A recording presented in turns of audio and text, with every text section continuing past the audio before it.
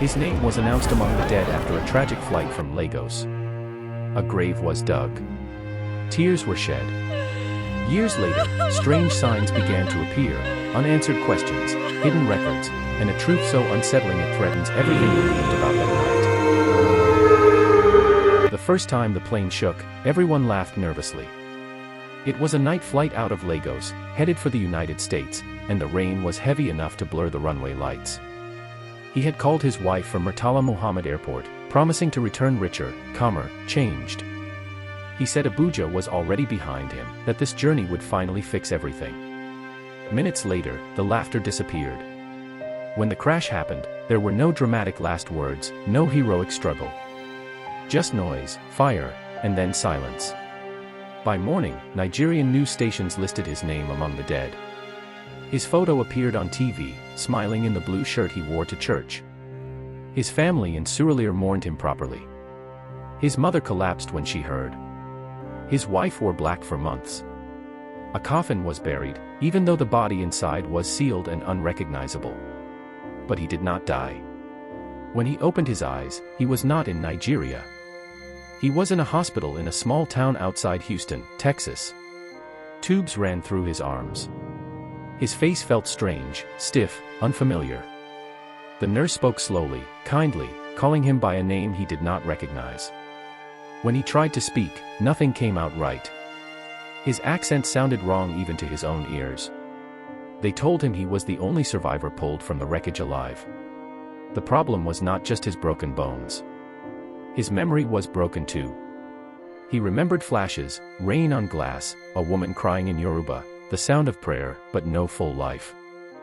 The passport found near him was burned beyond use. The hospital contacted authorities, but without documents or clear identity, he became a question no one could answer. A couple from the area visited him often. They had lost their son years earlier in a road accident.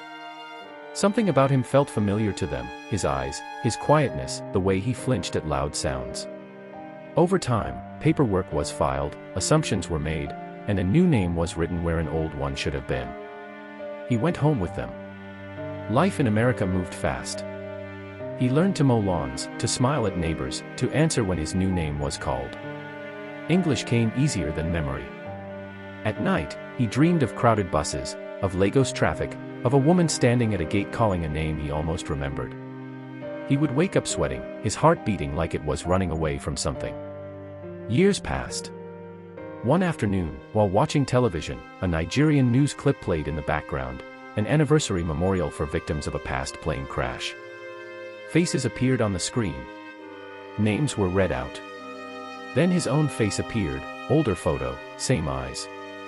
The words under it said, "Late." His hands began to shake. Across the ocean, in Nigeria, his wife had rebuilt her life slowly. In the USA, he sat frozen, realizing that somewhere, in a city he once called home, he was already buried, already mourned, already gone. The couple noticed the change in him immediately. He stopped eating. He sat for hours staring at nothing, replaying the broadcast in his head. Late at night, fragments returned with force, his real name whispered by a woman's voice, the smell of red dust after rain, the call to prayer drifting over Abuja at dawn. These were not dreams anymore. They felt solid, heavy, like truth demanding space. He began to search quietly. At the local library, he typed Nigerian city names into the computer, his hands moving faster than his thoughts. Lagos. Abuja. Surulere. He searched the crash again and again, reading articles from years ago. Every report said the same thing, all passengers confirmed dead except one unidentified survivor. That survivor had disappeared from records shortly after treatment in the US. That survivor was him. The family he lived with sensed distance but didn't ask questions.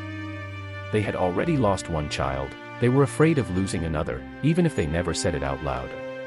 When he tried to explain what he was remembering, the words came out confused, tangled between gratitude and fear. The mother cried softly and said memory can play tricks. The father said the past was dangerous. But Nigeria kept calling him back in small ways. A Nigerian accent at a grocery store. A gospel song in Yoruba playing from a passing car. A phrase he hadn't heard in years suddenly rolling off his tongue without effort. He started writing things down, names, places, feelings, afraid they might vanish again. One name kept appearing on the paper, written shakily at first, then with confidence. It was his wife's name. He found her on social media. Her face had changed, but not her eyes. She looked stronger, older, tired in a way he recognized. There were pictures of family gatherings in Lagos, birthdays celebrated without him, captions about resilience and God's will. No mention of remarriage, no mention of moving on completely either. He hovered over the message button for days. What do you say to someone who buried you? What proof could he give when the world had already agreed he was dead? In Nigeria, she sometimes felt watched by memories she couldn't explain. Certain nights, she would wake suddenly, convinced she heard his footsteps at the gate. She blamed grief, blamed habit, blamed love that refused to die properly. Still, she kept his phone number saved, unchanged, even though it had been silent for years. In the USA, he stood between two lives, one that saved him, one that defined him. Immigration papers said one thing. His heart said another. If he returned to Nigeria, he would destroy a truth people had survived learning. If he stayed, he would keep living a borrowed life, unfinished. One evening, he finally typed a message. It was short. No explanations. No claims. I don't know how to say this. But I am alive. And I remember you. His finger hovered over send, shaking, knowing that once the message left his phone, nothing, neither country, nor family, nor death itself, would be able to put things back the way they were. The message stayed unsent for hours. He set the phone down, picked it up again, then turned it face down like it might burn through the table. Outside, the quiet American street felt unreal, too calm for what was happening inside him. He realized he was shaking the same way he had shaken in that hospital bed years ago, when nothing made sense and everyone called him by the wrong name. In Lagos, his wife was preparing dinner when her phone vibrated. She ignored it at first. Unknown numbers had become normal, scams, wrong calls, distant relatives asking for help. But something made her pause. She wiped her hands, picked up the phone, and read the message. She sat down slowly. Her first thought was anger. Cruel joke. Someone playing with old wounds. Her second thought was fear, sharp and sudden, the kind that tightens the chest. The words were simple, but they sounded like him. Not poetic. Not dramatic. Just direct, the way he used to speak when something mattered. She typed back one word. Who? When the reply came almost immediately, her breath caught. He didn't give his new name. He gave details no stranger could know. A scar on her left wrist from secondary school. The mango tree behind their first apartment in Abuja. The argument they had the night before he traveled, about money and promises and time. Things that had never been written anywhere. In the USA, he felt something loosen inside him as he typed. With every message, the fog lifted a little more. Memories returned not as flashes anymore, but as stories with beginnings. He remembered his father's voice. His own laughter. The exact way his wife looked when she was trying not to cry. In Nigeria, she locked herself in the bedroom and cried into her pillow so the neighbors wouldn't hear. She kept checking the date of the crash, the burial photos, the official letters. Everything said he was dead. Yet the men texting her knew her better than anyone alive. She asked for proof. He sent hospital photos he had never shown anyone. Old medical reports with dates that matched the crash. A newspaper clipping naming an unidentified survivor. Still, doubt lingered. In Nigeria, death is final. Resurrection belongs in church, not in WhatsApp messages. Days turned into weeks of careful conversation. No one else knew. Not her family. Not his American family. Two people, separated by an ocean and a grave, talking in fragments, testing reality. She asked why he never came back. He tried to explain memory loss, documents, fear, but even to him it sounded incomplete. One night, she asked a question he had been avoiding. Are you coming home? In the USA, he stared at the ceiling, hearing the soft sounds of the house that had taken him in when he had nothing. In Nigeria, she stared at the dark, imagining a man who looked like her husband but lived like a stranger. He typed, erased, typed again. I don't know how. And that was the truth. Because returning meant reopening a death that had already healed over. It meant explaining to Nigeria how a dead man learned to live again in America. It meant choosing between the family who buried him and the family who saved him. And somewhere between those choices, his real name waited, unfinished, like a story that refused to stay closed. Silence followed his last message. In Lagos, she didn't reply that night. She walked outside, sat under the faint streetlight, and stared at the sky. For years, she had learned how to survive his absence. She had explained death to herself until it stopped breaking her voice. Now life was asking her to unlearn everything. The next morning, she went to his grave. She stood there for a long time, reading his name carved into stone.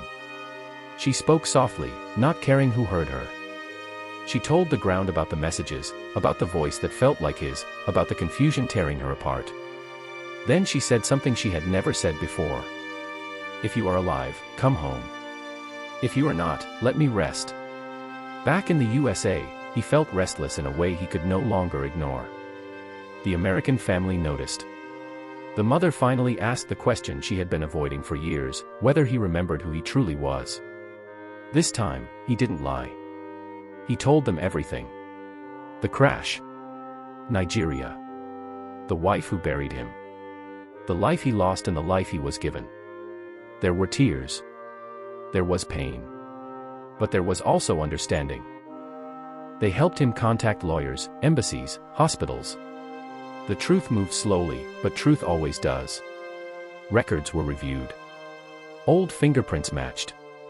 A man declared dead in Nigeria was, unbelievably, alive in America. News traveled fast. When he finally returned to Lagos, people gathered like they were seeing a ghost. Some screamed. Some prayed. Some ran. His wife stood still as he walked toward her, unsure if her legs would hold her. When he spoke her name, the way only he ever had, the years collapsed into a single moment. They didn't rush into happiness. Too much time had passed. Too much pain had grown roots. But they sat together, alive, breathing, telling each other stories that death had interrupted. Not everything could be fixed, but the truth no longer had to hide. The world had buried a man too quickly.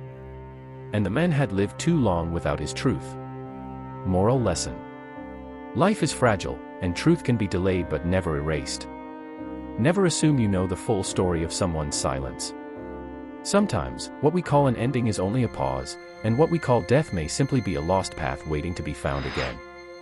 If this true life story moved you, subscribe for more real stories that challenge reality, and comment below, what would you do if someone you buried returned alive?